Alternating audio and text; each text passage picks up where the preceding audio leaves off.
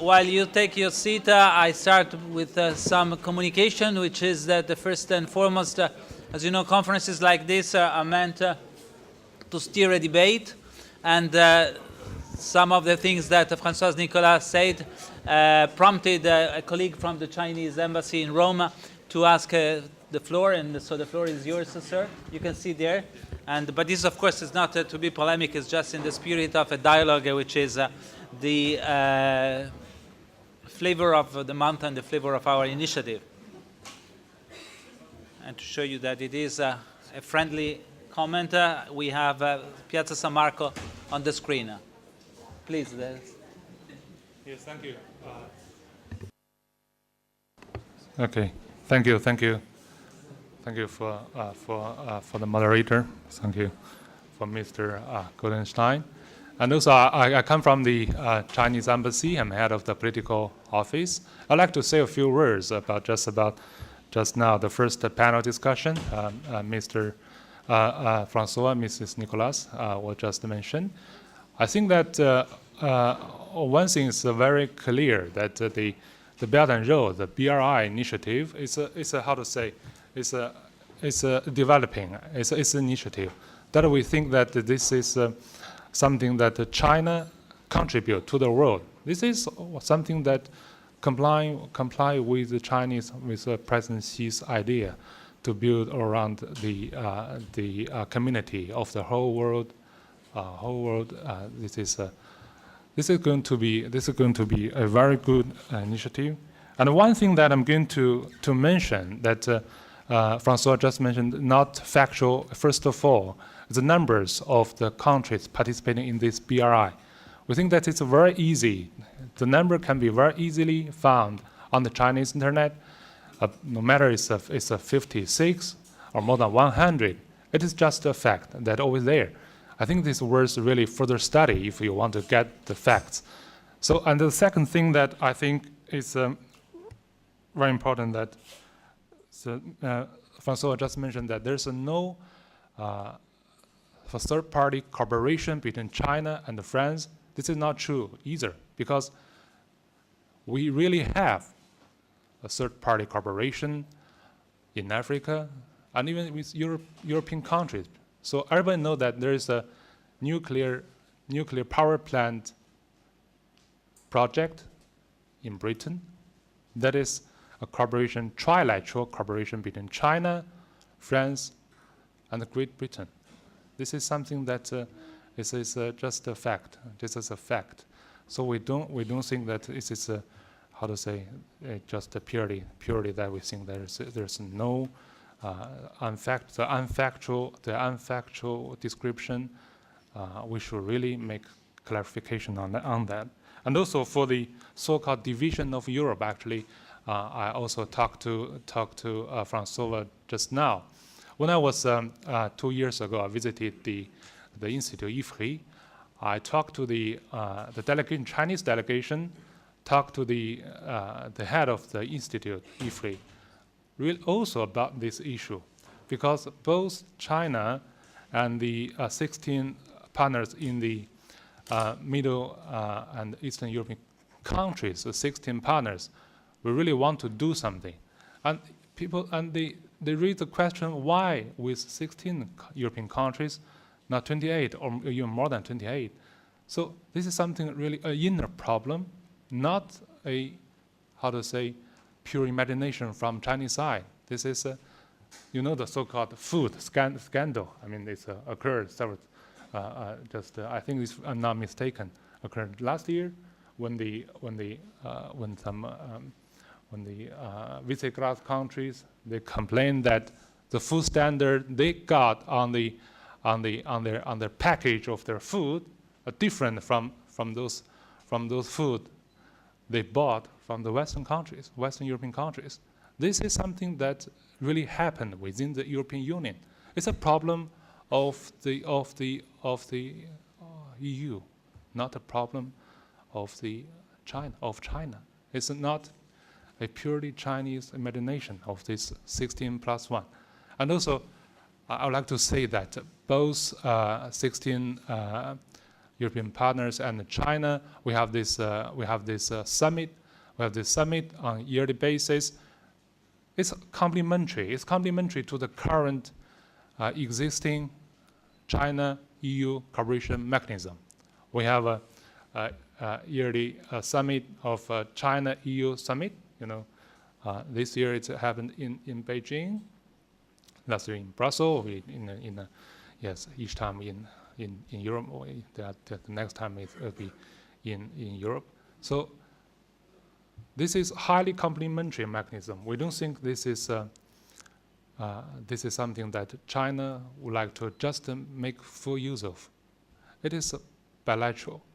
And also, I have to mention that for win-win cooperation, it never means win twice. Right? This is another word. This English word is not not made up of by China. It's an English word, right? No, everybody knows what this word means.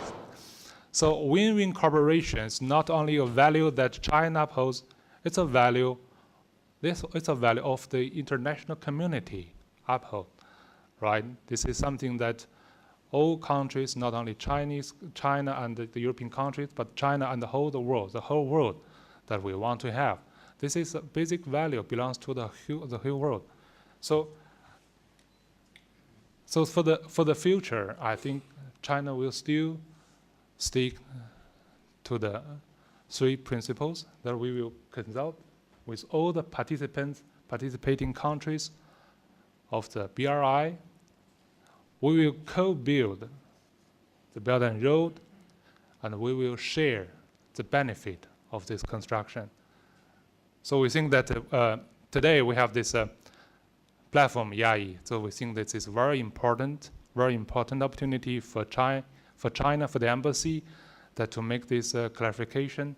And also I would like to also hope that all participants, all the friends, European friends, Italian friends, Chinese friends, that if you have any question, you can directly consult with me. Yeah, so the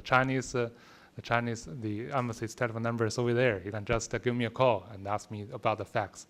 So thank you, friends. Thank you. Thank you so much. Thank you very much, Mr. Chan. Thank you, Wai, if you want to stay.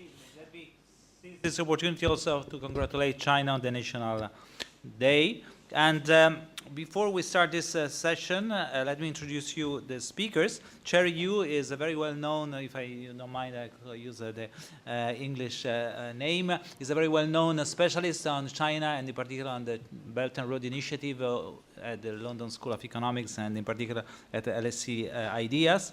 And she's frequently mentioned and quoted on the FT and other outlets. And my friend to my right and my former colleague at the OECD is the head, Dr. Kowalski, is the president of CASE, which is a very important think tank in Warsaw, which played a very important role in the transition to the market economy. And so, in fact, we are very interested in hearing from you also about the views from Poland about the new influence of a country which has embraced a new form of capitalism, which is market socialism, which is somewhere in between where you were 25 years ago, which was socialism, and where you're heading, which is the market economy. So I guess there is a very important element there. And just a couple of general questions which I have. I'd like you to maybe concentrate your analysis on. The first one is how you see the relationship between your countries, your respective, at least the countries where you live. You're not British, but you, of course, live there. We grouped these two testimonies together because we're talking about more Eurosceptics countries, whereas before we had the Euro enthusiasts, or at least what used to be Euro enthusiast countries like France, and I guess to some extent Greece. Now we have Poland and the UK, which are, well, your country is even beyond the Eurosceptics, and Poland, God forbid, is still part of the EU 27. So how do you see the relationship between your countries and China under the headings of the Belt and Road Initiatives against the background of your own political and economic and business and social and cultural debates about the role of Europe? And the other question, which is very much related, is where do your national interests, the national interests of your countries, stand and fit into the picture of this growing involvement with China. These are questions of a general nature, and I guess we will turn that to them in half an hour or so when we will debate the specifics of the relationship between Italy, China, and the Belt and Road. So these are the general questions. Let me turn to Cherry first. You have 15 minutes, and I will be, unfortunately, very strict. Okay, thank you so much for that. I will not apply the principle of non-interference. Well, quite on the contrary. We triggered Article 50, and we have to respect that rule by 29th of March 2019. So I understand the rule of timing in here. Good morning, ladies and gentlemen. Thank you so much for Easternational and AI to invite me in here today. I'm not sure Andrea gave me that commenting by quoting at the Financial Times is actually a good thing. As you know, the British media has always have that sense of irony come to any subject, even if it's own country or it's on the Belt and Road Initiative. So not sure my quotes being there show me as a real expert or someone who just giving the wrong comments in here. Anyway, further than that, 5 years since its launch on China's Belt and Road Initiative, I don't remember in my living memory any of the policy initiatives have provoked so much debate among academia, among investors, as well as among the politicians. And so this initiative is riding both high and low. Much discussion in the West, what I've heard so far, is always talking about what the Belt and Road Initiative is all about. It's a geostrategic grand plan. Is China's quest for global preeminence. But on the other hand, I actually agree with Francois earlier this morning, is the Belt and Road Initiative is actually a combination of China's next step domestic economic reform agenda, because what essentially President Xi trying to do is try to readdress that regional imbalance between the coastal and inland provinces on the one hand, and secondly, how can really promote the Chinese state-owned enterprises and to let them to go global. So I would consider this is really like an update, go global initiative, and also the Chinese government have been put forward to. But having said that, the question arises, the Belt and Road obviously bring both opportunities and the challenges in sectors like trade, engineering, and financial services, and especially the countries where I live. Given the current discussion and the current indecision of the British government, and I don't really know they actually do have enough capacity of considering forging a better relation with China as such at all, because as most of you know in here, both political parties in UK are now experiencing a civil wars, and they really have no idea what they're going to do in here. But anyway, China has always been made very clear what China wanted from the UK, irrespective of the Brexit or not Brexit. And firstly, obviously, is to continue to provide a secure and safe investing destination for the Chinese companies and for the Chinese banks in the UK. And secondly, given the current what's going on at the other side of Atlantic, we have Donald Trump, president like no any other American president in history. I mean, one day you will see a tariff is this, and the other day you put imposing another 200 million of tariff, and God knows what would happen. So he never take yes for yes, and he would never take no for no. So in this case, and China was much looking for to somehow set up establishing alliance with Western powers, and who are really championing free trade and globalization. And obviously, the United Kingdom has been traditionally one of those countries. So China was much hoped the UK would on China's side.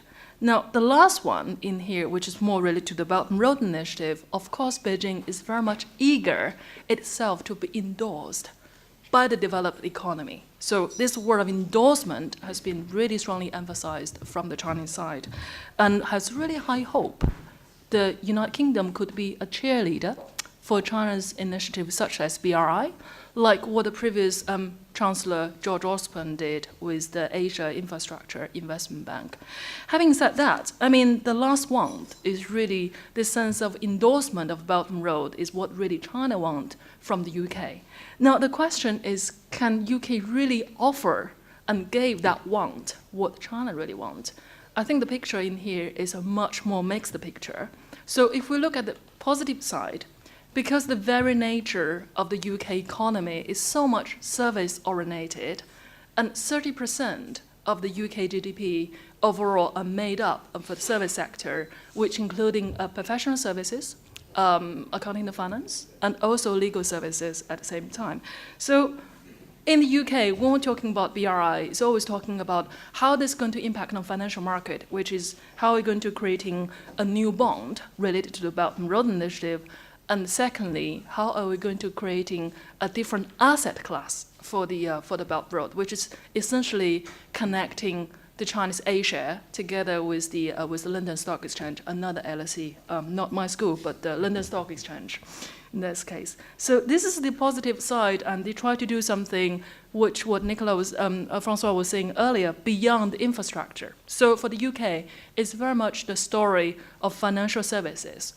And also on the positive side in here is we're talking about role of English law.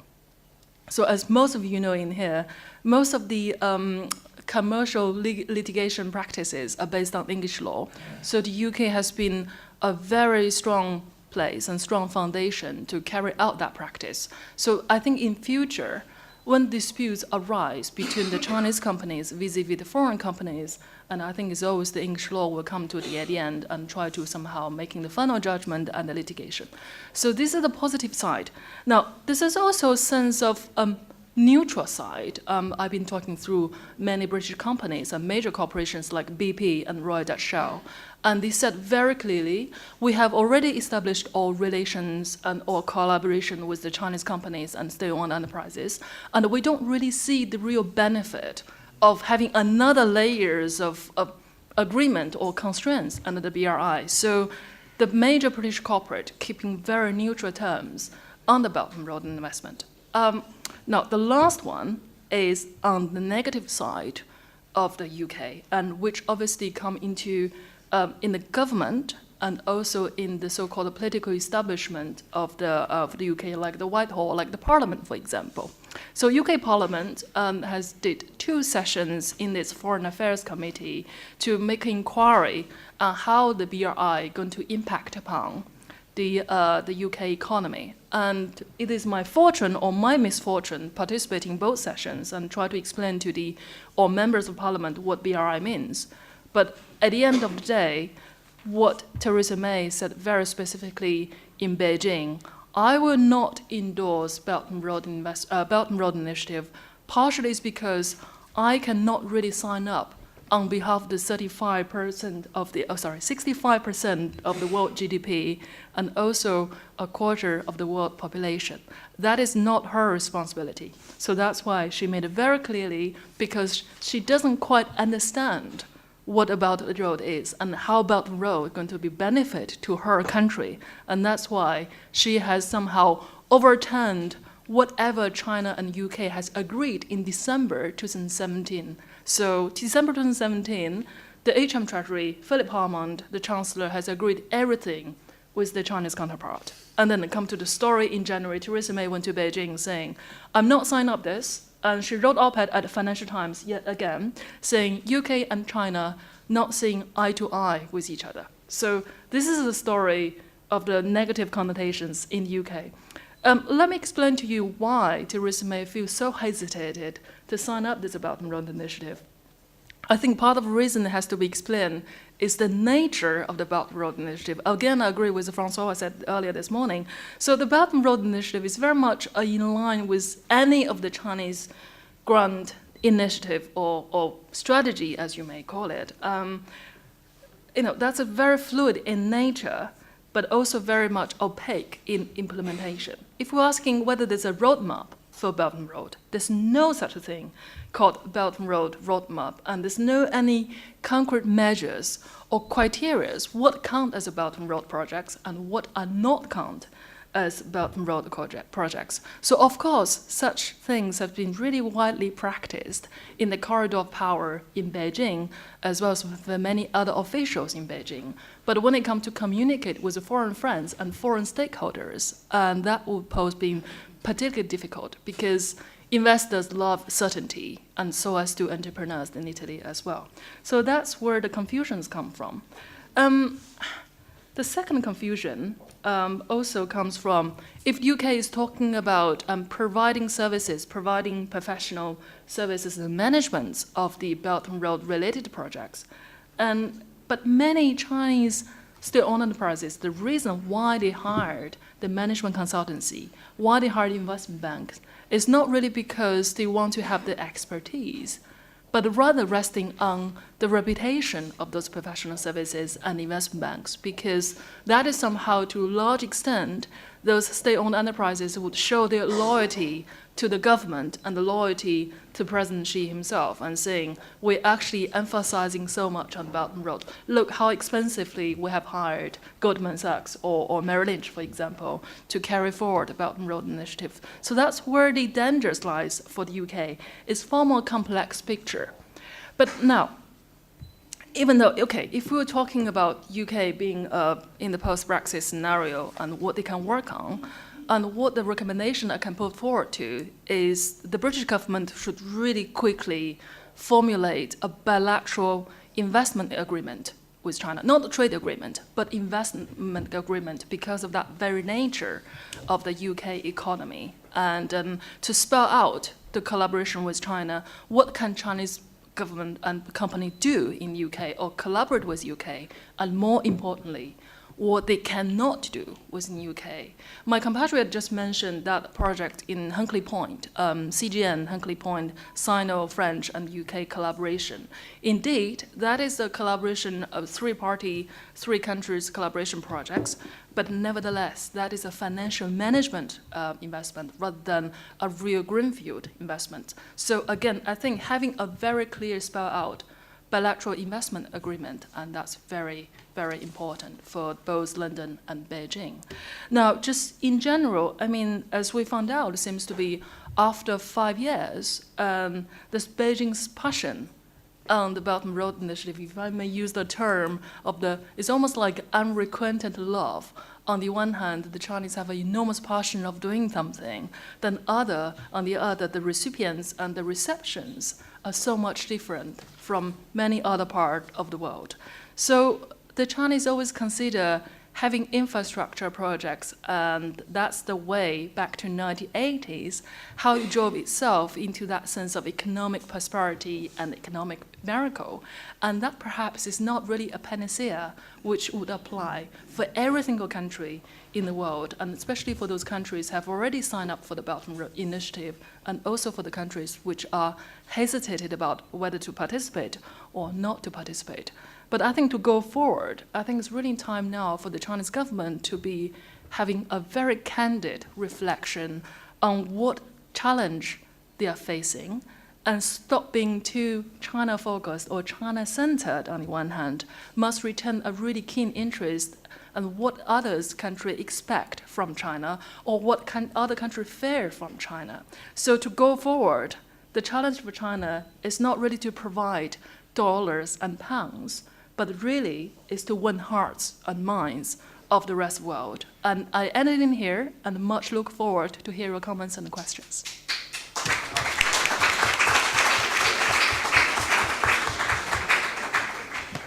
If for no other reason, I guess we will miss the UK for the self-discipline that you have in the UK, and that you learn, I guess, with your milk, because you stick to the time, and I'm sure that Prečmak will also do the same. So the floor is yours on the perspective from Poland and from the 16+1, which I mentioned already. Thank you. That's an easy task. Thank you for the invitation to the Institute of International Affairs and to Easternational. We're pleased to be here in Rome, always too short. And it's also great to exchange on one of the most important topics on the global trade agenda. As Andrea mentioned, I'm working for a center of research. It's a research center established in the early 90s, and in fact it has provided a lot of advisory to the Polish and other Central European governments in the transition, first from the communist centrally planned economy towards market economy, then EU accession. Now we currently work mostly with the European institutions on advising them on how to govern Europe. So that's where I'm coming from. My perspective will be perhaps somewhat special or biased. I'm not even a BRI specialist. I don't think I'm really a Central Europe specialist, but I've worked a lot on trade and investment issues, including such issues related to China, such as its accession to the WTO. its position in the value chains, the role of state-owned enterprises in the global economy, the role of mandated technology transfer policies, situation in the steel sector and the aluminium sector. I'm a keen supporter of mutually beneficial trade, but I also understand after these years having worked on trade issues that trade is only beneficial if it's based on level playing field and some rules. So that's where I'll be coming from. What I will do, since I haven't been following this 16+1 very closely, of course I've done my homework and for this conference, and I must say that I was a bit surprised to see how little concrete projects have been implemented. So what I will do is I will provide you with a bird's-eye view of how little has happened in Central and Eastern Europe and why perhaps we've seen so little. But let's just think of I mean, we've said a lot of things about the principles of this Belt and Road Initiative. And if you think about it, it's a great initiative. I mean, you're connecting one great trading power, EU, with the largest trader, one of the fastest growing countries in the world, a long commercial tradition, a hub of economic activity in Asia. It makes perfect sense to invest, right? I mean, it should be a mutually beneficial investment opportunity to all. From the Central Europe point of view, we'd like to see ourselves as a bridge between China and Europe. If it's only for the kind of transition that we've ourselves succeeded in, we like to think of ourselves as a bridge. But this also means that we haven't, being the bridge, being closer between EU and China, it means that we haven't completed some of the transition that we wanted to complete. We also have special circumstances and needs, and it was mentioned. We have a more need for trade-related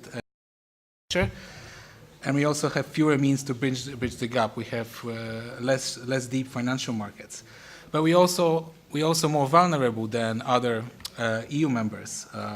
We have shallow capital markets, we have fragile public finances, we have weak public and private sector governance, which is more prone to corruption. We haven't climbed the value chain yet. We are a factory in European value chains, not a headquarter. This all means that we haven't completed the transition yet. So I guess the key question from a Central European point of view is how to complete it, working with the best and to learn from the best. So in a nutshell, what's been happening in the context of 16+1 initiative in real terms? You can look at the literature, and it will clearly show you, if you look at the literature concerned with concrete implemented projects, you will find very little. Just to give you the scale of investments that are there, and I will give you some figures in a minute, is really small. There is a big question is what we consider as a BRI-related investment, but even if we consider Chinese FDI in the region, it's very small. Just to give you on the kind of BRI-related investments, there are some investment trackers, so people who actually compile data from various sources and put them together in a database. So one of the big numbers that, for example, they give is that the Chinese co-finance completed projects amount in the region 16+1 amounted to $715 million US. So I will discuss in a minute, whether this is a big figure or not. It's rather a small figure. Some other 3 billion projects are being implemented. So there's another 3 billion in the pipeline in the whole 16+1 region. Okay. For comparison, the Polish government, they have a plan of investments in infrastructure over the 10 years, which is 100 billion US dollars. So it's 10 billion a year. So that shows you that even in the whole region, not even $1 billion of completed projects and another 3 billion being completed, it's very small. Another comparison, in 2017 year alone, the Visegrad countries, the 4 countries, they received 18 billion private foreign direct investment. So that just shows you, the scale of the Chinese kind of connected investments in the region. Some more figures. So Poland, my country, is the second largest country in terms of Chinese FDI. And in the period 2000-2016, it received 900 million euros investment out of 160 billion of the whole FDI. So that comes up to half a percentage point of total foreign direct investment in Poland. If you compare with the Chinese, with the size of Chinese economy or size of its trade, you see it's very small. For Hungary, it's below 5%. Still, 95% of FDI comes from somewhere else. The Polish government, they have this agency for investment and trade, and they have some 11 more projects coming up to maybe $1 billion US dollars, but these are just plans, so that would, even if anyone else wouldn't invest it, that would come up to 1% of FDI stock in Poland. It's very small. Moreover, this FDI is mostly mergers and acquisitions, so it's investing in brands and existing technology to acquire some IP and to acquire technology. It's also usually seeking skilled labor, but not too expensive labor at the same time. To my knowledge, in Poland, there's no known Chinese state investment in transport infrastructure. So you have to remember that Poland is a country on this railroad, connecting through Russia, Belarus, on the Polish border. So this is the one of the major and in fact, there's a lot of traffic there. But it's also the largest country in the 16+1 region, and the country on this railroad. But there's no Chinese state-funded infrastructural investment in Poland. There are some private investments in intermodal platforms, loading the cargo from trains to lorries. There is some private Chinese-Polish investment, but it's very small. So what does it all mean? And I think that also kind of bodes well with what Françoise was saying earlier on, that we are not seeing any significant public investment or private investment along this rhetoric of the Belt and Road Initiative. What can this mean? This can only mean one of the two things, or their combination. First, this initiative is not underpinned by solid economic fundamentals, and I will explain my hypothesis in a minute, or the politics is not obvious, or the combination of the two. If the economic fundamentals are not so clear and there's politics involved, the investors, or even states as investors, they are very hesitant to invest. It's probably too short to elaborate on all the economic problems with this initiative, but let me just mention two, and you will all have heard of them in your economics classes. One is the principle of comparative advantage, so which is saying that, okay, trade is beneficial, but only if it's based on true differences between countries, not on state policies. If you have state policies driving trade, so let's say one country is subsidizing one sector, and that diverts the whole trade, this trade is not necessarily beneficial. So in the end, there may be no economic incentive for private or public actors to invest in this kind of distorted trade.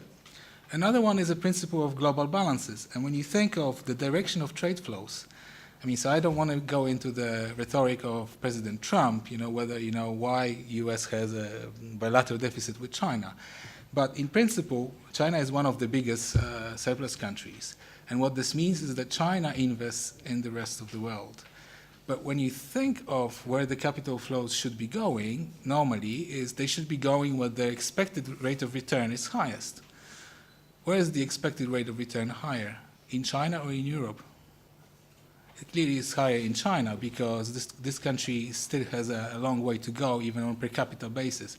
So the capital should be normally flowing the other way around. And if you actually contrast the case of China with Germany, which is also another big surplus country, Germany has technology, selling a lot of technologically advanced products, and it invests this technology to take advantage of cheaper costs of production in other regions. With the case of China, it's different. So is possibly the violation of these two fundamental economic principles, the comparative advantage and subsidized trade, and also of global balances, at the heart of this low realized investment, either in Central Europe or in Europe? Well, I would not reject this hypothesis right away. When you think of the trains that come to Poland through this China route that come full and they leave empty or half empty, you ask yourself a question: what is the economics of this? Why are they going empty? I mean, what are the price gaps or the the barriers to enter the Chinese market so that it doesn't pay off to send anything on this train to China? It goes back empty. Okay, another example that suggests that there is something wrong with the economics of this is that you look at the nature of Chinese investments in Europe.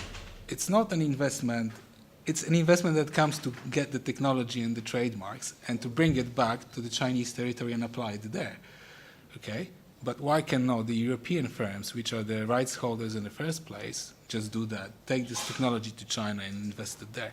So there are some state-induced distortions, and in fact, the EU has produced a long 500-page paper on China as a state-distorted economy, and this is at the heart of also of the kind of ambivalent attitudes of EU to China.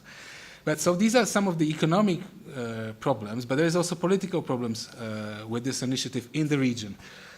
So there is the EU thing, whether the Belt and Road Initiative breaks up the European unity. Well, it's an open question. I mean, we've seen some examples of some of the proposed projects not abiding by the EU rules, for example, and being rejected for that reason. So there is some real concern. But also, the Central European region is important for the US for geopolitical reasons. Many NATO members, Poland itself between Russia and Germany. And so this is not in the interest of the US. And in fact, so my current government seems to have rather better relationships with the U.S. government than with the EU at the moment. So the question is, how, even if setting aside the opportunities for Poland, how are they going to play this politics? And there is this 3 Cs initiative, which is a U.S.-inspired initiative along the same corridors, but about transporting gas. You've heard about it. It's a competing project to the Belt and Road Initiative. But also another political problem, not to even mention that the rail track goes through Russia.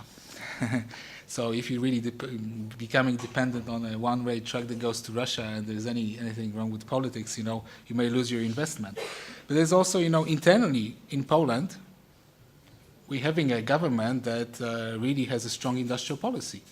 So it's a government that thinks the state should be very active and involved, and it should correct market externalities. But that doesn't play very well with the Chinese government having its own vision in the region. How do you square it? You can't square it very well. So I would just argue that this combination of shaky economic fundamentals and also the uncertainty in politics is basically resulting in lack of private expected, but also public investment. I mean, I'm surprised not to see more Chinese investment. I mean, if it's really a Chinese initiative and driven by the Chinese state, it should be primarily the Chinese state who should be investing, and we can't see it happening at the moment. Thank you very much. Thank you very much. Will be very effective. So I guess you have a couple of additional minutes. So if there are questions from the audience, otherwise I'd like to ask you both the same question, which is on what kind of global rules you think that China should be involved more in developing in order to make the Belt and Road initiative work better. I guess before it was mentioned the whole issue of global debt governance and the membership of China, which is not, of course, a member yet of the Paris Club, but there are other issues related. I'm thinking of to corruption, to government procurement, to state aid, to the governance of state-owned enterprises, to responsible business conduct, all issues that, of course, I mean, they are core OECD issues, but I can think of other institutions that play a role there. What do you see the potential? Do you see a potential actually in China being more and more involved out of the self-interest in the definition of rules on these ambits? Cherry. Well, thank you for this. I don't really see, that contradiction in here. I think what China is trying to do in the recent years, using a financial term, is more like a portfolio diversification. On the one hand, China joined the existing club for international institutions, international financial institutions, try to increasing its voting power in the World Bank, IMF, and WTO, to follow the old rules. But on the other hand, to creating a new rules, or new institutions like AIIB, for example. I mean, if you really carefully look at the projects being issued by AIIB so far, I don't really see much differences. It's extremely, China-centered or China-led. But what China should really be careful is they should not really practicing that old way of whatever China does, and therefore it must be right, and whatever China does, we must follow our own rules, because we're not really ready yet. We don't really have a sufficient capability and a capacity to be a leader in the global governance. And I think that's really the constraint, is the lack of capability for China, not be able to do that. I mean, frankly, this is a country only shifted to the center of the international affairs in the past 40 years. And there's so many things we don't know. I mean, I just learned from last night. Since 1993, we had a private property law for a marketing, that combination of state capitalism and socialism. So it's a country, there's so many things they don't really know how to do it. And they can only make mistakes, and by learning it, by doing it. So you perhaps would need some time. But what I'm really worried is really that sense of information asymmetry between China and Europe and the rest of the world. I mean, I occasionally advise the Silk Road Fund in Beijing. And every time when we're entering the discussion on Europe, the response is always, oh, that is not something we have ever heard before. I mean, this really worries me to have a state sovereign wealth fund, which are focusing on Belt and Road Initiative, have not really aware of what's going on, what really investors' concerns in this part of the world. So it's the information asymmetry, which I think is hugely worrying for my country. Yes, ma'am. Thank you. Just two remarks. I think what you mentioned, China's role in global governance. I mean, that was a big expectation when China joined the WTO, that it would become more active and it would become more like-minded with the Western countries. I mean, it played a relatively small role. It was always taking a back seat in the WTO, and there are some big questions, whether it actually complied with its WTO accession requirements. But I think it's interesting to think of how different the Belt and Road Initiative is from any other governance schemes related to trade and investment that we've had in the Western world so far. If you think of Belt and Road, it's and contrasted with the typical trade agreement, a typical trade agreement constrains the role of state to leave it to the private sector so that they can play by some common and predictable rules. The BRI is rather some kind of informal, not rules-based cooperation between government, so basically coordination of industrial policies. It's completely different. And the question is, how will it square with what's happening in the world trade globally? Thank you. Thank you very much. Do we have time for one question? Because we are slightly 5 minutes ahead of time. So if you have, we have 5 minutes ahead of time. So if anybody wants to, has a burning question or not so burning yet.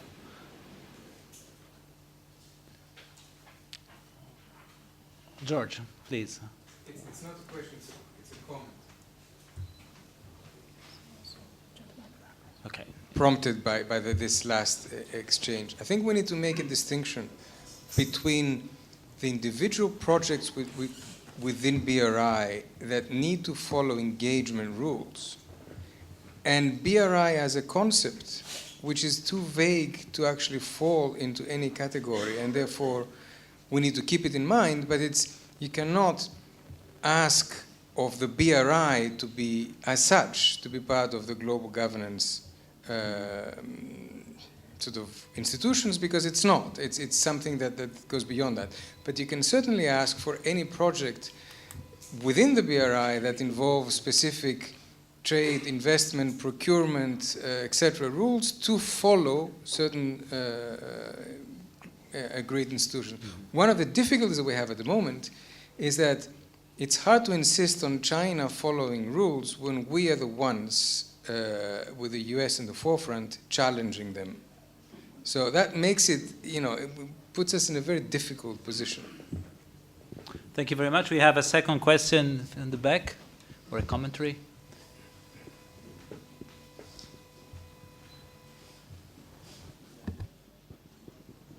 Yes, Leonardo Dini, Italian Democratic Party, Foreign Department. A question for Mrs. Yuge. My first question is your opinion about the problem of Taiwan, Taipei, cioè the relation between China and Taipei in this situation of China Belt. And the second question is the relation between China and Hong Kong in this about this problem of China Belt. Thank you. There is not a problem with China, but there is an opportunity with China. But Do you want me to? Cherry, Yeah. yes. All right. For Taiwan, the old line would go, you just think about in this way, every 3 Taiwan businessmen, and one of them have their business link in mainland China. So I don't really see the problems on the BRI in here. I think it's really the matter come to the subject when the current Taiwanese president and how she wants to place herself in this game between United States and China. I see the problem for Taiwan is much, much deeper worry on the deterioration relations between US and China. So that's my answer for Taiwan. And on Hong Kong, interestingly, Hong Kong and UK share very similar platforms, which is the financial side of the story of the Belt and Road Initiative. But on the other hand, to be frank in here, if we're talking about one country, 2 systems, I think the Chinese Communist Party and Chinese government in general has get on really well with the movers and the shakers, the billionaires in Hong Kong, but somehow did not really entering that very nice social cohesion process with the ordinary people in Hong Kong. And I see that potential problems arising, because in next 50 years, it's the younger Hong Kong generation the Chinese government have to work with. So that's their challenge. There is a 2-hander from the gentleman here, a very short question, please. There is a mic which is turning.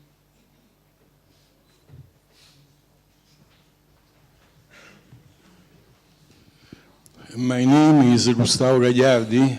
I am the author of a proposition which Italian government presented to China in the last voyage trip mission of Ministry of Economy and Finance in Pechino, in Italian.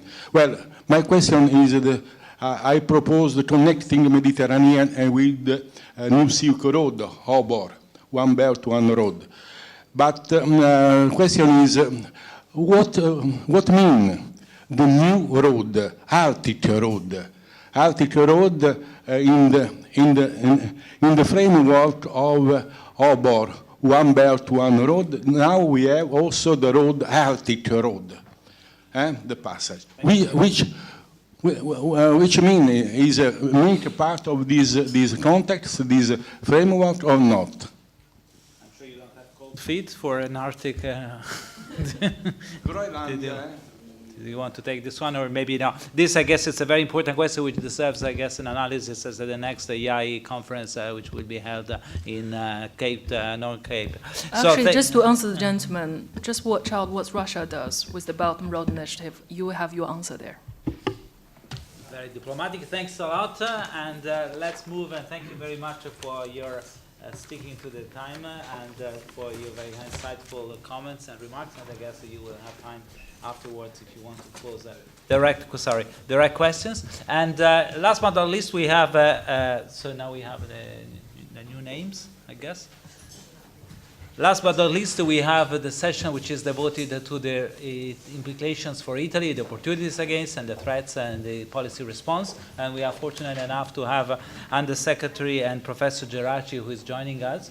And but also let me ask the others to do the same. Mettete i nomi. So we have Professor Geraci spent many years in China. He's the Undersecretary of State for Economic Development with foreign trade in his portfolio. Se può sedere qui. And we have Alessandro Decio. Buongiorno. We have forse mettiamolo tu dove sei? We have Alessandro Decio, who is the CEO of the Italian Export Credit Agency, company, and Davide Cucino, who is the current chair of the Italian Chamber of Commerce in China, but also he was previously for many years, I guess, a vice chairman of the European Chamber of Commerce in China. And finally, we have Vincenzo Ercole from the Ministry of Foreign Affairs, who is one of the persons responsible for the BRI strategy of our ministry and by extension also of our government. So before I turn to Secretary of State, Undersecretary of State, who unfortunately I understand has to leave early, so if I manage to put some slides very rapidly, which give you a sense of where Italy stands in, well, I don't have it anymore, so I guess we will do without because I don't have the slides. I understand you have to leave early, but we are very thankful for you for finding the time. So the floor is yours, Professor Geraci. Thank you very much. Good morning, everyone. It's a pleasure and an honor to be here today. We have to, unfortunately, yes, leave a little bit early, and so we also came a little bit early. I will give you, if you allow me, just a few minutes overview of what my views are, views that I've developed over the years that I spent in China, where I lived for almost 10 years, and I've just returned back to Italy.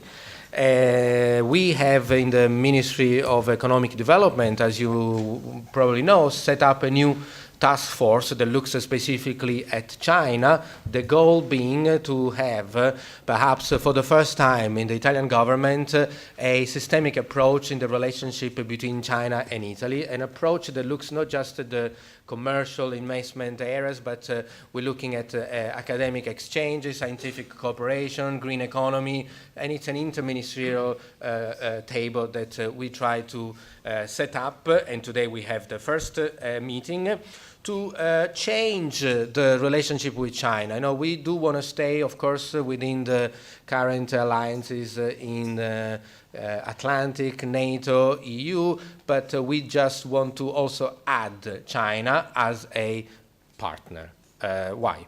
Because we cannot stop China advancement, China's initiatives, Belt and Road initiatives, China Manufacturing 2025. These are things that will not change. And we have taken the decision that we want to be part of it. Both all these initiatives, Belt and Road Initiative presents both challenges and opportunities. I think in Italy we have not been able to face the challenges and have missed the opportunities.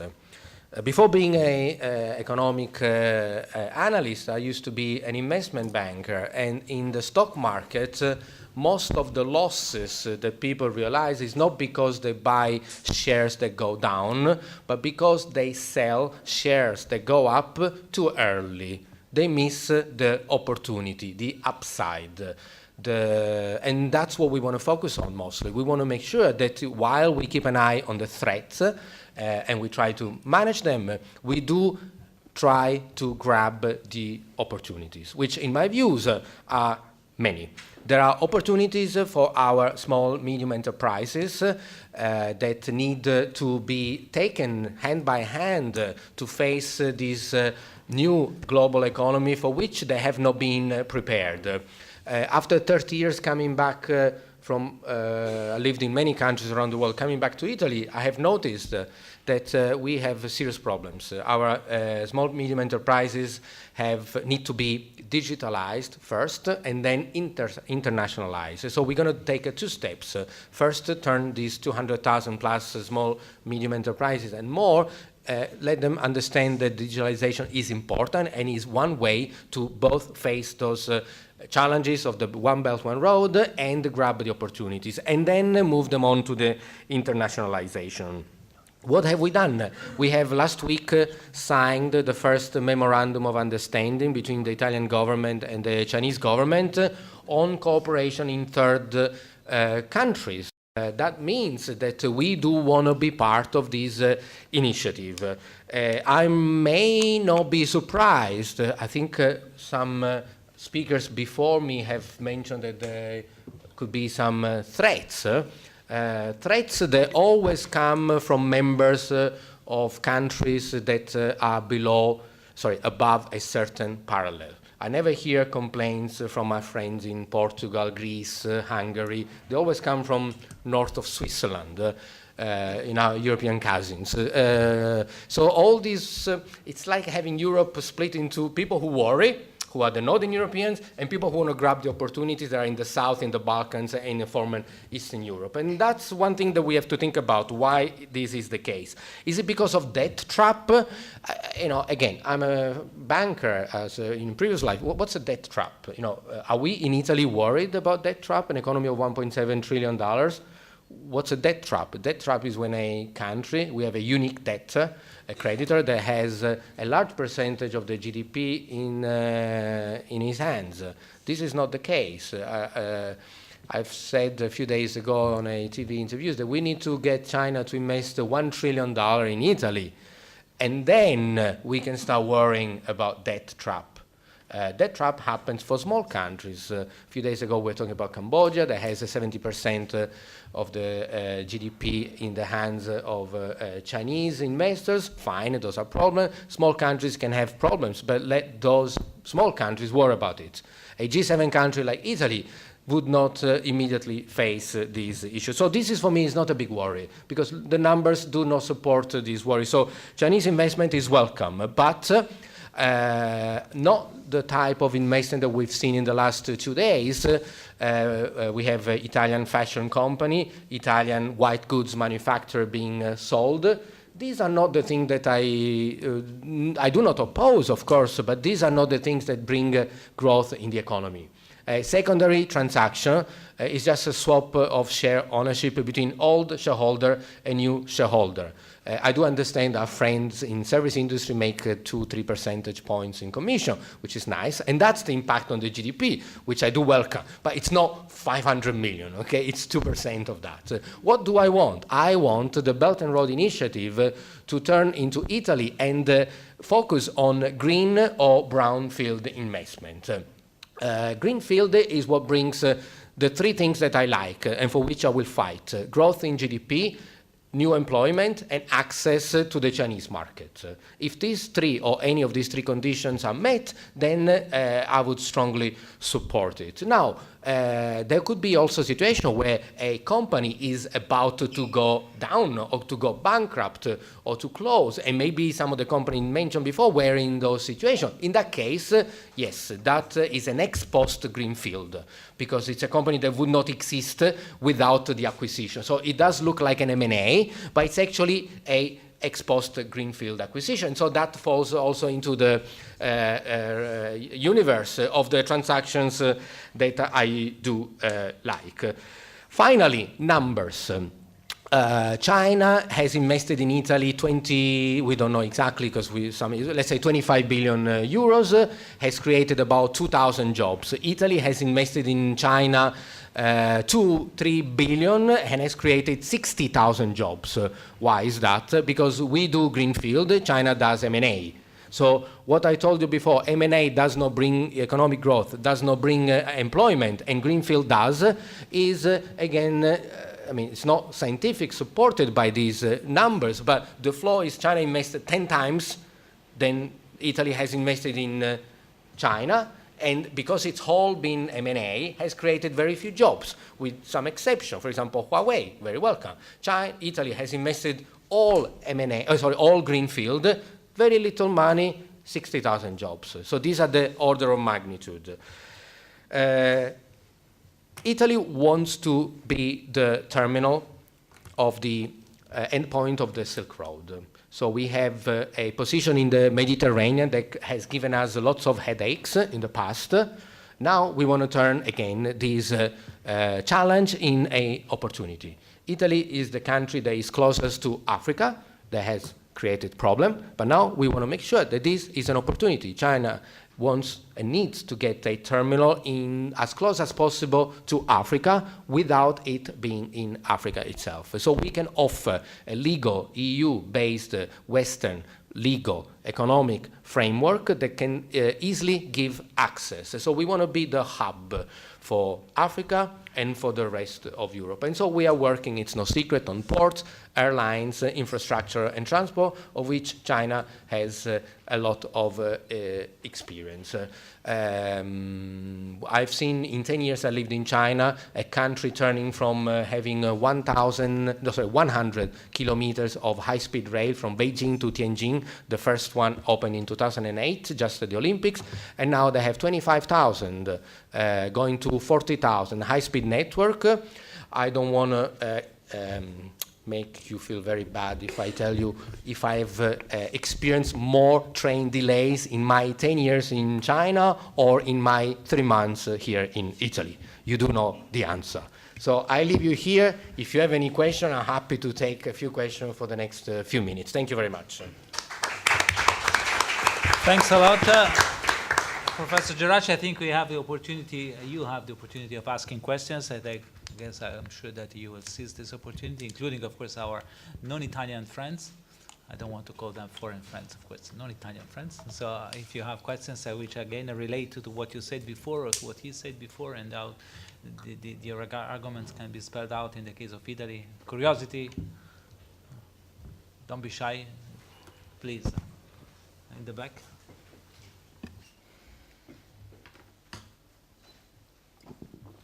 Hello. Yeah, good morning. Hi, I'm Lu from Changzhou Logistics, and which is the biggest third-party logistics company for automotive transportation. So I'm the country manager in Italy, and actually last year we launched the train from Italy to China. So 5 years ago, when I was working in Shanghai, and I started the One Belt, One Road project from China to Poland. And 3 years ago, I moved to Italy. And I got the same feeling with Mr. Geraci, that I can totally understand what he felt when he was working and living in China, because I had the opposite feeling when I moved to Italy. So I fully agree, what is your comment on that? So my plan and my working plan, my goal here in Italy is that our company wants to launch the project from Italy to China for One Belt, One Road. Specifically means a rail transportation from China, from Italy to China and also on the opposite side. So we want to avoid go past from Germany. We want to go directly. So yeah, my question is very specific and dedicated because probably we are working in a different industry, but what I want to understand and what I want to get the suggestion from you is that if I want really to push Italy side to launch this project, is there any suggestion for me to push me to find good Italian partners and also Italian companies who really want to make this project happen instead of only making research and doing some, what I mean. Thank you. Thank you very much. Maybe there is a second question, complementary, please. Good morning. I am Marino of the European News Agency, an agency based in Germany. I'd like to put you this question. What do you think about the strong chain of power in China to execute orders in comparison with a very feeble chain of power in Italy? How Italy can face this difference, for example, in the public administration? Thank you. I answered this. This was in the past. Now the new government will be different. So we now have a strong grip on things, stronger than before, and we hope that by May it will be even stronger. And again, the fact that we here, the fact we set up all these task force, that we have the event today, in my view, is an indication that we as Italy want to really get, we cannot change the system, of course, that there's an inertia for the past, but we have the goodwill and the intention to make things happen. And just to give you a practical answer to the lady at the back, I tell you, as an economist, I'm talking here number, the problem is that train transport costs 9.5 times, let's say 10 times sea transport. So it can never be competing with sea transport. The only reason why we have train is because the Chinese government subsidizes it, and so the ratio is 1-to-1. But there is no economic rationale for a train to go from Milan to Chongqing and be cheaper than a freight cargo from, I don't know, whatever port in Italy, all the way down to Suez, Malacca, and back to Ningbo harbor. So sea transport, especially, careful, on the way back. So it's already difficult to get it from China to Europe by rail. But on the way back, because of the flow of goods is unbalanced, sea is even cheaper because the boat, the ship needs to go back with the same 26,000 containers. The train cannot be economically viable. So the best partner you can find is someone that subsidizes the cost of the transport. Otherwise, it's difficult to make it viable. And you know, this is not me saying, we have experiences of train, how much? 4,000 per container versus 600, 700. We have the example of the Mortara train. Maybe some friends from Chongqing know better. I think he left once, and then, Mr. Marazzi, never again.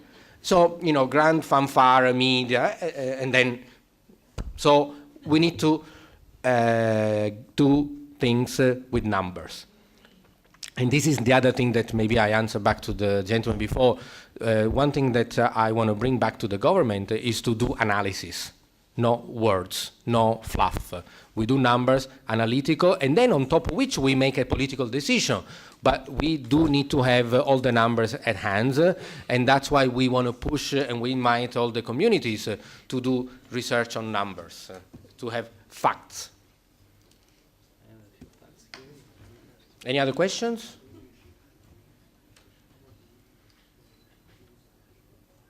No? That's other questions. We thank you for your participation, and we understand you have a very serious business to conduct. This is very serious. This is very. I wanted you to say that. That's why I said. Thank you. Thank you, grazie. And.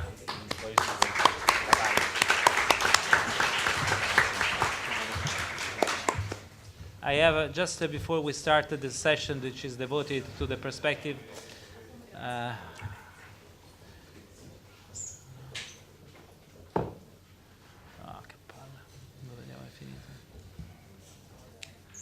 I have some numbers myself, which I will show you in no more than 2 minutes, which come from some research that we did when I was at Nomisma together with the Center for Study on Contemporary China, headed by Ambassador Bradanini, for the Ministry of Foreign Affairs and Economic Cooperation, which looked at the economic relationship between Italy and the BRI countries. So I just wanted very briefly to show you what we are talking about.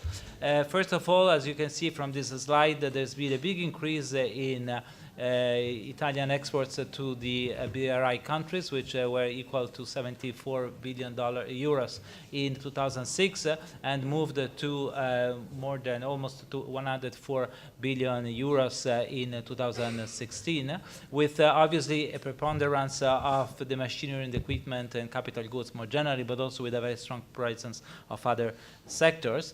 This is to the BRI countries in general. What is also very interesting is to see at the growth rates, and as you can see here, some industries that are not always related in the imagination to the made in Italy have played a very important, a very dynamic role over the past 10 years. In particular, the drug industry has experienced almost a boom in exports to the BRI countries, but as you can see here, this is true for all the sectors, and especially for manufacturing.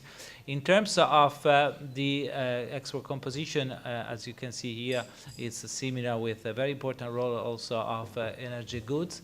What I think is also interesting is that obviously there is a dominance of trade to China in the composition of Italian exports to the BRI countries, but also obviously it's very important the Italian export to third markets, including European markets. I mean, as it was mentioned before, the definition of what is in a BRI country, what the listing of a BRI countries is very fuzzy, but still we heard that there is a website with a list with more than 100 countries. I guess that this is a list of some 80 countries, and as you can see here, Europe still accounts for the largest share of Italian export to the BRI countries, but third countries, including of course in Southeast Asia, but also in the Gulf, are also very important. I guess this is a very important issue also for discussion, especially with Sace and the CEO. Decio, and let me finish with some numbers looking at the 15 countries where Italian exports have the largest penetration, so where exports from Italy account for the largest share of the partner countries' imports. And as you can see here, there are some obviously very close countries like Albania, where Italian exports account for 37% of imports. And as you can see, there are some countries where there is a direct competition. I can think of Lebanon, I can think of Turkey also, but also there are other markets which are important, at least where Italian exports play a very important role, where the competition is lower, and one in particular, which is almost a neighboring country, which is Croatia. As you can see, in Croatia, Italian exports account for the largest share of imports, and the share of Chinese exports is much lower. So this leads me to the first presentation, the first intervention by Alessandro Decio, who, just to reveal the conflict of interest, instead of being a former colleague, is a former schoolmate at Bocconi, but that doesn't mean that he will get off the hook so easily. And so what is Sace, which I remember, I repeat, is the Italian Export Credit Agency. What it's doing to support Italian export, not only to China, but also to other countries in the BRI, and what are the concerns in third markets about competing with the Chinese exporters, knowing that, as you know, China is not another signatory to the export credit agreement of the OECD, and sometimes uses different rules in terms of export credits. Thank you, Alessandro. Okay, quite a complex, question, but let me try to sort of answer to some of the things that you asked, Andrea, and maybe also to comment on some of the things, we discussed before with regards, to the overall BRI project and the role that Italy and of course, Sace can play within it. Let me start by saying what Sace is doing in order to support Italian export. I think, reasonably enough, in a sense that, we have been last year the most active ECAs, with the sole exception of our Chinese friends, which obviously do have, completely different scale and size to us. But we have been, again, the largest ECA not only in Europe, but within the context of G7, obviously keeping in mind that US support to export has been stopped, for a number of years in the activity of US Exim. We've been mobilizing 25 billion of euros to support Italian export all over the world, which is a number which I find, quite impressive if we think that, the biggest lender in Italy, it's Intesa, and which has been mobilizing, 40 billion of new lending growth in Italy. So we are actually, let me say, quite a strong engine only to support export and internationalization. And I think, we are quite happy to say that also the first 6 months have been confirming this trend, which, we think is, quite important, because what we've always been arguing is that, the only driver of growth in Italy is going to be export and internationalization for some time to come. Obviously, to the extent that, public and private investment can be reactivated in a domestic country, this will obviously be eventually another component of growth. But if you are realistic, and if you look, for the next, few years, only export and internationalization will be capable of leading growth, and we find it therefore very important that there are resources and attention on the government on this topic. Why have we been doing we've been capable of doing an overall good performance? First of all, because Italian companies are excellent, and whenever they bid and they compete for international tender on quality, they are very rarely sort of overtaken by other players in their own field of expertise. Second, because we have a mixed approach with regards to the support of export credit in Italy, which is a combination of private and public, which has proven to be quite a winning model in itself. The second question is what is our view with regards to the Chinese competition on export, and to what extent this is, potentially sort of limiting the competitiveness of Italian exporters and eventually of SACE versus, our peers in China. To be perfectly honest, I don't think we are having head-to-head competition between Italian companies and Chinese companies, and we don't think, therefore, there is head-to-head competition between SACE and our friends, from China, Exim or Sinojur, or the other, let me say, instruments that China is setting up in order to support export. Why so? Because, let's be honest, Italian companies do not have the size and the capability of mobilizing resources to be competitive with Chinese company in certain areas, infrastructure, construction, etc., and because likewise the Italian system of support to export doesn't have, not even vaguely, the resources and the size to be capable of competing to China. We are talking about two completely different leagues. We are talking about two completely different games. On the other side, instead, Italy has equality in terms of knowledge and quality of its product, of its companies, which is typically having a competitive edge on almost all sectors where Italy excel versus any other peers, Chinese or not Chinese.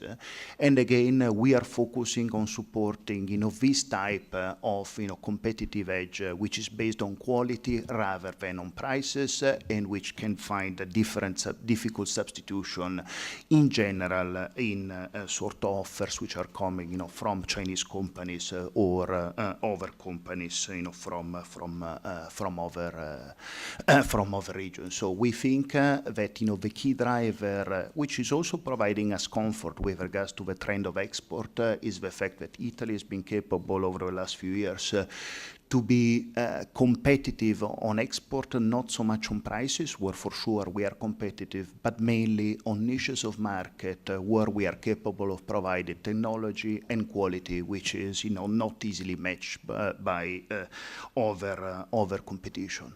That comes to bring to us to how we are looking at the Belt and Road Initiative, and in general at the issue of the Chinese market and the Chinese cooperation. I think we are a country which, as I was mentioned before, is export-driven and cannot be looking at major investment programs without a lot of attention in order to capture the opportunities which are arising for their own companies. We need to be aware that, again, we'll never be in a position to compete on sizable project and sizable finance with Chinese strength and focus, but instead we can be building for ourselves a very strong competitive angle from a point of view of complementing and supporting the Chinese offer and proposition, bringing our own quality and our own perception in different markets. And that, I think, is something which could be very, very relevant, in particular in some of the countries which are part of the Belt and Road Initiative. I'm thinking, of course, about some of the African countries where important projects are potentially going to be part of a Belt and Road Initiative, and likewise on Central Asia. In all those markets, in particular in Africa, despite the fact that the Chinese operation have been extremely significant in terms of size, there is a very clear demand to have a diversified offer, and there is a very clear demand to have Italian quality, and let me also mention the Italian way of relating to those markets to complement, integrate, and to find opportunities in that market. And likewise, of course, this applies to Central Asian countries. Not surprisingly, we have identified together with the ministries and with Confindustria a number of countries where we want to be focused, which are part of BRI initiative, where we want to be focused, the Italian efforts.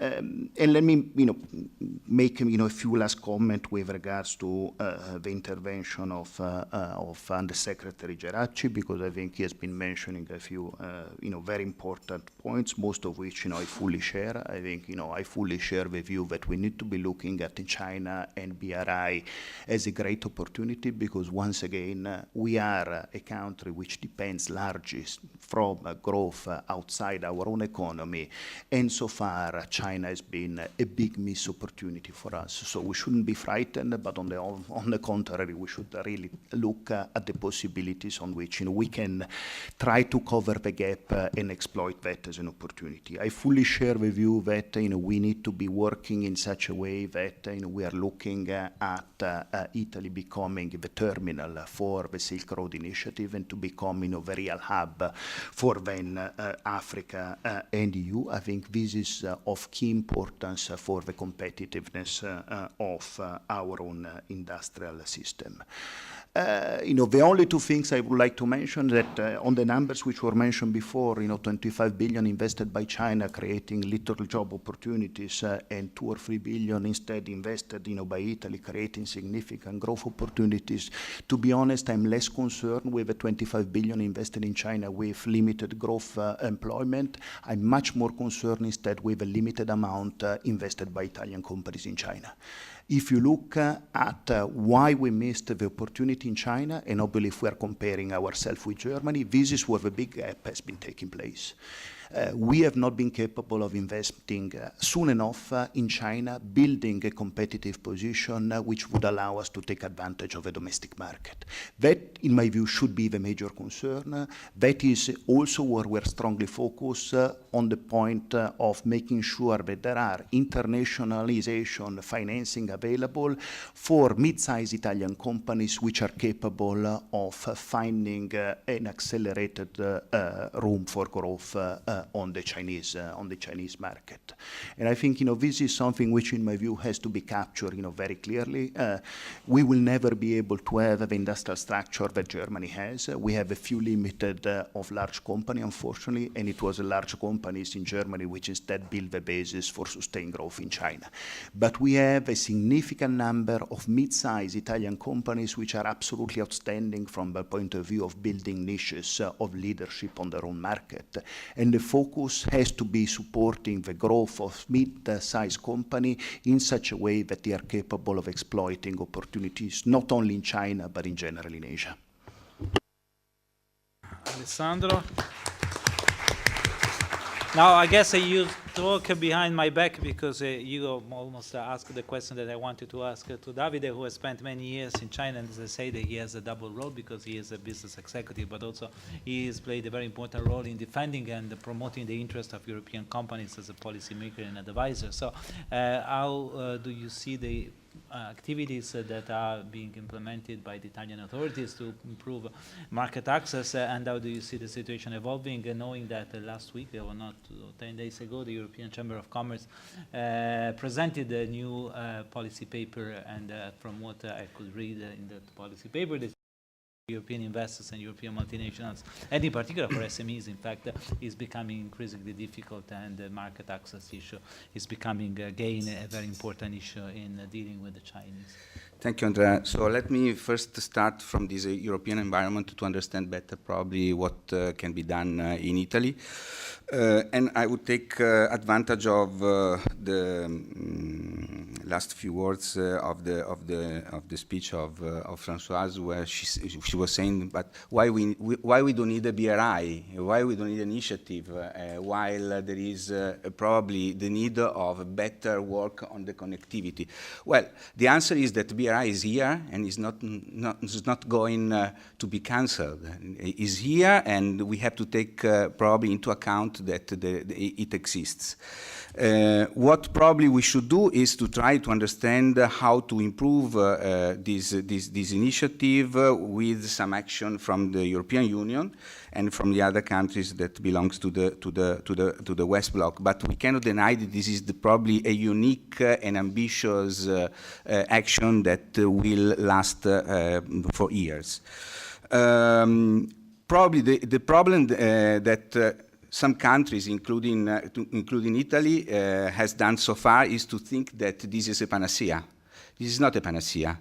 We have to work hard on this, and there are instruments that we can put in place in order to try to cope with this initiative. As Andrea was mentioning, we are coming back to Italy after 1 week in Brussels, where we have presented the position paper of the European Chamber, and we have another presentation today in the afternoon at the Task Force on China of the Ministry of Economic Development. And we have interacted with a number of commissioners, with a number of Director General, and we have understood that there is not a unified point of view, even inside the Commission, about this topic. It has been mentioned that 10 days ago the Commission has published this communication on connectivity, but beside that there have been another 2 documents that have been published during this period. One is the State of EU-China Relations, which includes a number of comments on the BRI. And there is also there has been also the publication of a concept paper on WTO, restructuring, which by definition involves in a number of chapters the relationship that the European Union has with China. Something that we have forgot is that the connectivity document is based on 3 pillars, which are the pillars that European Union is promoting: sustainability on the projects, comprehensiveness on those projects, and the base on international rules. So, going back to what has happened up to now, we have seen that there have been a number of projects around the world, and that the main risk is that the projects that have been implemented so far has enabled China to take advantage on one side, and has put some of those countries in a situation of profound debt. The risk that Italy probably, as Under Secretary Geraci was mentioning a few moments ago, Italy would not have unless there would be a huge amount of investment on those projects from China. But we have to take into account another risk, which is again quite important, I think, for a country like Italy, which is the risk on interference on some of the project governance. It is not a surprise that, as we have mentioned in few speeches before mine, that the gate that has been identified is the Eastern Europe gate first, and then the Mediterranean gate as a second entry point. I have to tell you frankly that my takeaway from last week's trip to Brussels is that the situation is opposite.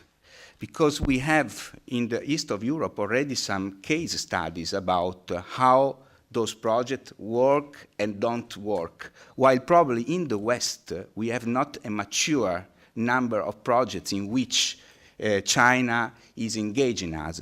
So the comment that we received from representatives of those eastern countries was that they are a little bit reluctant to go on with this project unless there are a number of preconditions that I think those are the usual suspect, and I can mention some of them: transparency, market access, IPR, standardization, procurement, and probably there are some more that this moment I forget. So those are principles that no matter whether you belong to the Eastern Bloc or the Western Bloc, while we are member of the European Union, those are preconditions that we have to take into account, and all 27 countries need to follow. Another criticality, and here I think that our Chinese friends are trying to make progress in order to let us have a better perception on the goodwill that they have in proposing projects under the BRI umbrella, is the scope of work. Scope of work so far has been, there is an average in those eastern countries, I mean in the Asian country, in the STAN country, in the South Asian country, if you make an average on how much work has been done by Chinese companies and how much work has been done by recipient countries' company and how much work has been done by third country, generally the average is 89% is done by Chinese companies, 7.6% is done by recipient country companies, and an average of 3.4% is allocated to third countries. So this is something that we need probably to discuss with the Chinese while we are engaged in third countries memorandum of understanding agreement. And I think this is something that we need really to pay attention as Italy, 1 week after we have signed this MOU with China. One more thing is that, as Avvocato Marazzi was mentioning at the opening, is that we don't have enough sufficient strength, but also we are prevented by law to enter into a single agreement on BRI and on third countries, and that's the reality. And I think that we have to take into account this, but at the same time we need at least to try to work on a multilateral chart of principles under which BRI should be implemented. No binding, but at least those could be a kind of list of elements that each time we are going to work on a project under BRI umbrella, we should take into account. Again, it's true, there is no chart, there is no basic strategic document on BRI. Also on this, probably it should be our duty to engage China in order, after a few years of promoting and implementing the idea, to put something in writing that could let everybody be sure that we are going toward the same and a common direction. What can Italy do? I have heard some of the speeches, and I think that I am quite aligned. On one side, we need to take advantage of the project in infrastructure that could be done in our country, but also in third countries. And I think that the number of initiatives, including the signature of agreements between bank and financial institution and China, could go into that direction. Another is to focus on the 2025, Made in China 2025 program. Italy is probably the only country that covers the 10 pillars that are included in the Made in China 2025, and it is exposed to an average of 56% of export that are covered by those 10 pillars. So to Italy, these numbers and this opportunity is both, I mean, this is an opportunity and also a threat. We need to tackle on the right direction in order to be sure that we get advantage of this and we are not completely covered by Chinese products and Chinese initiative. Last, about the organization that I now head in, the Italian Chamber. The Italian Chamber in China is part of a network of more than 70 chambers around the world. Most of them are covering the various routes that the Belt and Road Initiative is covering. So we have thought among the network to launch in coordination with the other stakeholders, because there are too many initiatives that are, implemented on the basis of Belt and Road Initiative sake. So we would like to try to utilize this network of more than 10,000 companies under the more than 70 Italian chamber abroad to put at disposal of BRI competencies, not only linked to the competencies of the headquarters, but also to take into advantage the fact that those companies are located in countries where the Belt and Road Initiative projects are implemented. And we are working on this, and we are trying to come up with a proposal by the beginning of November, when we will have the convention of all the chambers, of the Italian chambers abroad. At disposal for any questions you may need. Thanks a lot for your presentation. And let me turn to Vincenzo Ercoli, who is from the Ministry of Foreign Affairs, and I'd like him maybe to focus in particular on two issues that have been addressed by other speakers, but where you have, of course, a much deeper knowledge. One is what Italy is doing in China, because obviously Ambassador Sequi is now organizing a number of initiatives to celebrate the 50th anniversary of the establishment of a bilateral diplomatic relationship, and this, of course, happens in the context of the Made in China 2025 plan and the BRI. And the other thing is, more generally, I guess, a number of issues of economic diplomacy, not just in terms of promoting the BRI and promoting ECOS, but also shaping the European policy towards the BRI and towards global economic governance have been mentioned, and what is Italy doing in that context, and obviously you have also many other points to cover, but the floor is yours, Vincenzo. Thank you, Mr. Chairman. Thank you, Andrea. Good morning, Ambassador. Good morning, everybody. Yes, in order to answer your questions, I will address two main points. First one is, I can call opportunities versus challenges. And second one is priorities, our priorities, Farnesina priorities, but also systemic approach priorities. So there are maybe two general visions about BRI. One is promised land, panacea, to repeat Davide Cucino words, and the second one is Trojan horse of higher, greater Chinese influence in the world and within Europe. Both visions can be true and wrong at the same time.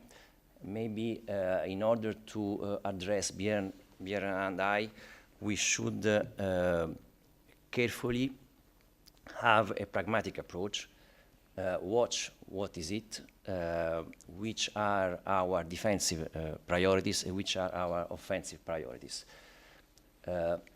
First of one, BRI is the main economic international policy of the current times.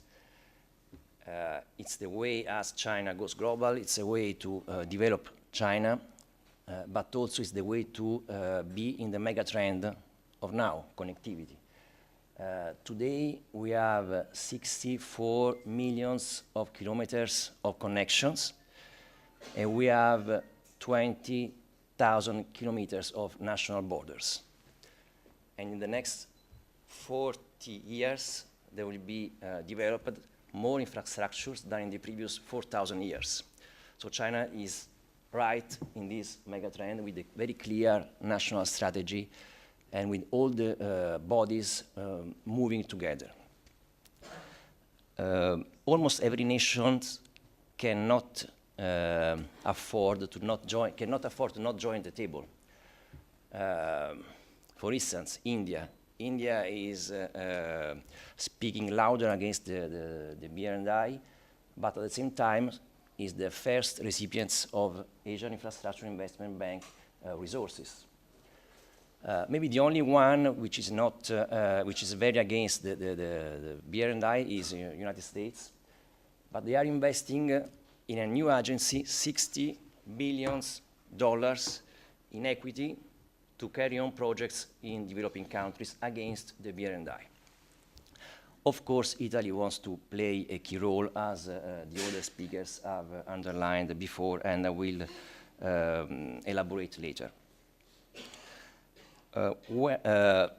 Secondly, B&I, it means now basically infrastructures.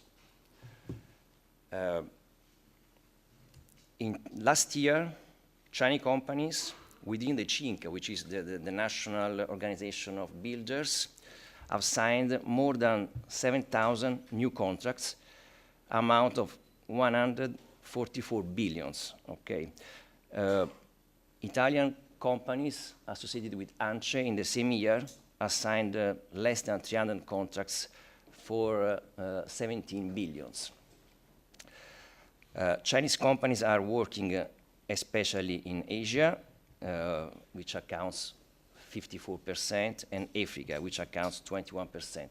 As for Europe, the main area is the Eastern and Balkan Europes, where they are working for 6% of their new contracts.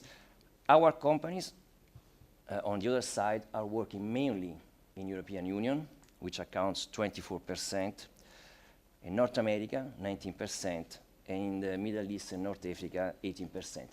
This means that we have a space of cooperation. We want to work with Chinese companies mainly in Asia, and they want to work with Italian companies mainly in Europe. Third, BRI is a huge M&A operation worldwide. There is a booming trend of Chinese investments in Europe, in Italy, which accounts now for 13 billions. The last year there has been some slight decrease due to Chinese restriction on investments.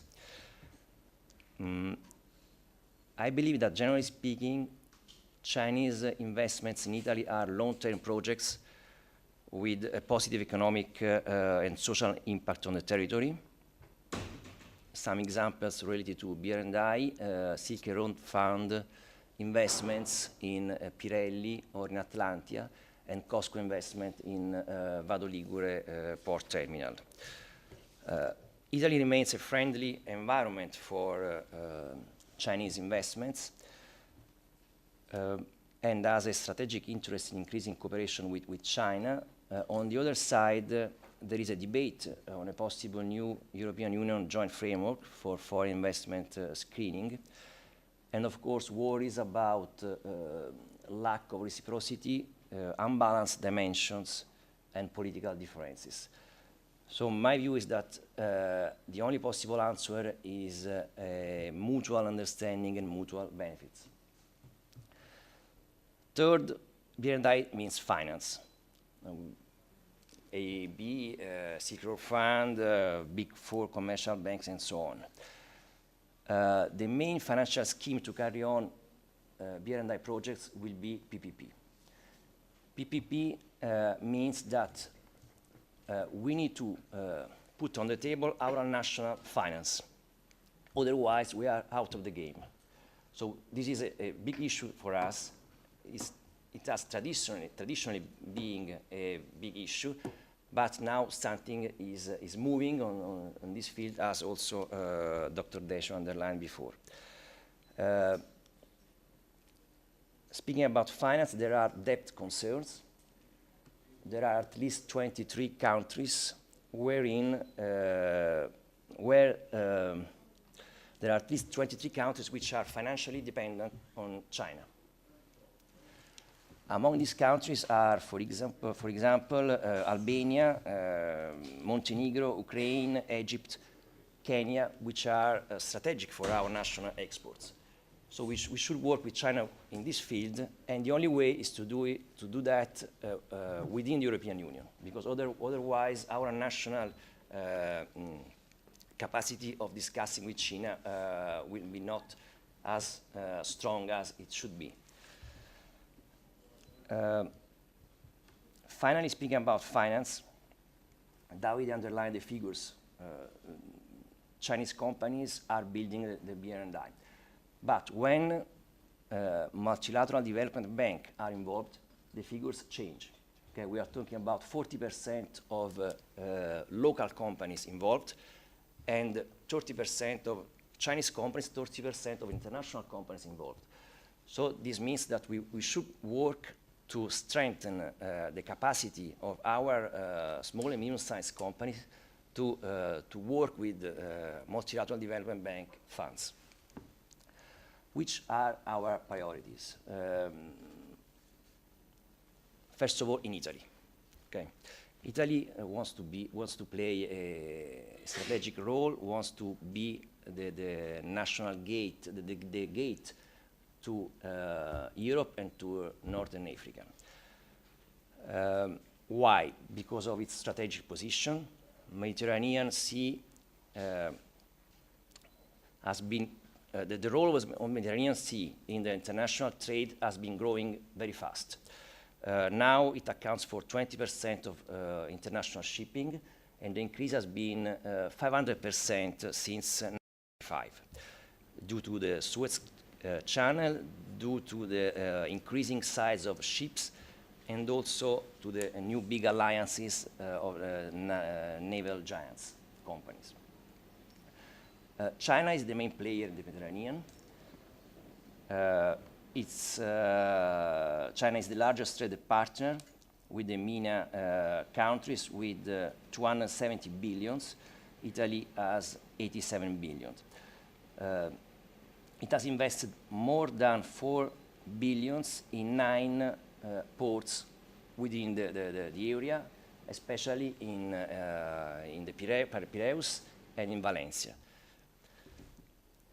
Italian ports can play a role, can be multimodal terminals, especially Genoa and Trieste, but they need to strengthen their capacities of port terminals, and especially their connection with land routes.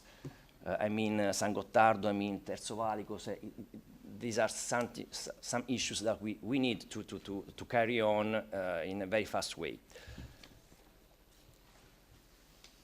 Secondly, we need to develop shipping clusters.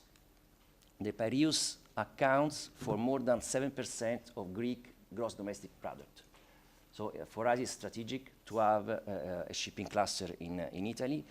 A positive example is the North Adriatic Port Association, which is an alliance between 5 ports, three Italian ports. Opportunities along the routes. I mean, opportunities in Asia, in Africa, and in Europe. Italian companies can participate in building the BR&I. In my view, the only way is to establish long-term alliances with Chinese companies. And we need to establish these alliances only going to Beijing, with the companies and with the institutions. We have been a lot of political visits in China in the recent period. We have negotiating a memorandum of understanding for third countries cooperation with China. We are organizing with the Confederation of International Industries, Confindustria, with ICE and with the Ministry of Economic Development and the CDP group, economic missions abroad. I remember India last June. I remember Hong Kong for the BR&I summit last June, and we are just coming back from Egypt, where we want to develop maritime infrastructures in Egypt, along with Chinese and Egyptian companies.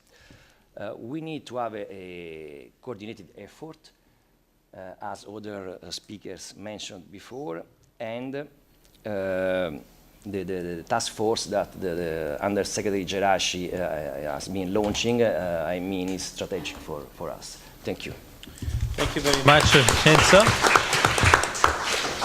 I guess we are at the end of the day, and I just want to, first of all, to thank again you for being here, and MPS for so generously providing the infrastructure for this, because it's all about connectivity, but we need a room.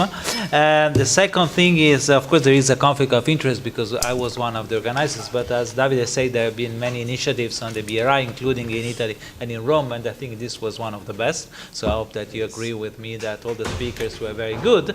And in fact, this leads, not for me, but to President Nelly Feroci and President Marazzi to think about, after planting the seeds, what we can do with IFRI, with LSE, with CASE, with other potential partners. And the very last, because you may not be satisfied, you may have still questions on China on this day, which is the day of national independence for China. So at 17:30, at 5:30 this afternoon, I invite you to Via Giulia 142, where Avvocato Marazzi will present his latest book, which is called An Interview on China, a very modest title, and where he will present and discuss with Nicola Casarini from the institute that you have met today, and Ambassador De Luca, who is the Director General for Sistema Paese at the Ministry of Foreign Affairs, and also was a Consul General of Italy in Shanghai. And after this, I guess... I would just like to thank all the foreign guests. Foreign, actually, they're not foreign. I never consider Europeans foreigners. Non-Italians. Non-Italian Europeans from Greece, from France, from Poland, and from England. Last month, they made all this way to discuss this, and I think our idea, and I will discuss it with Mr. Nelly Feroci, is to repeat an event which brings together all European think tanks or organizations which are focusing on this topic at least once a year. Whether we will do it in Rome or elsewhere is to be discussed, but I think there should be a very important thing, because the European perspective, especially in Italy, especially now, is still very important. Okay, thank you very much.